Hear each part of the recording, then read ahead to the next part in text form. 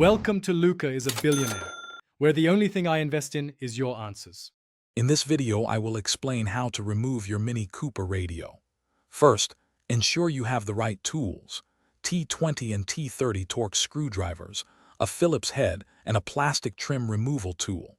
For safety, always disconnect the negative terminal of your car's battery before beginning any electrical work. Next, you'll start by carefully prying off the lower dashboard side panels and removing any visible screws in the cup holders. Moving on, you'll need to remove the T20 Torx screws often found behind the air vents and in various upper trim pieces. Some models require detaching the speedometer or tachometer, which typically involves removing two T30 Torx screws and carefully sliding the unit forward. With these components loosened, you can then gently pry the main radio bezel away from its securing clips. Now, with the surrounding trim removed, you should see the screws directly securing the radio. These are usually 4 Phillips head or T20 Torx screws.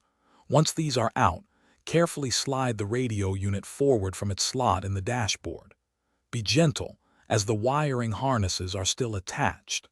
Finally, disconnect all electrical connectors and the antenna cables from the back of the radio by pressing their release tabs. To reinstall your Mini Cooper radio, simply reverse the steps you just followed, ensuring all screws and trim pieces are securely fastened. Before reconnecting your car's battery, double-check that all electrical connectors are firmly attached to the radio. Once everything is back in place, reconnect the battery and test your radio's functionality. Remember to check the description for a link to the Owala water bottle and other great deals. Thanks for watching and please subscribe. It's the best investment you'll ever make.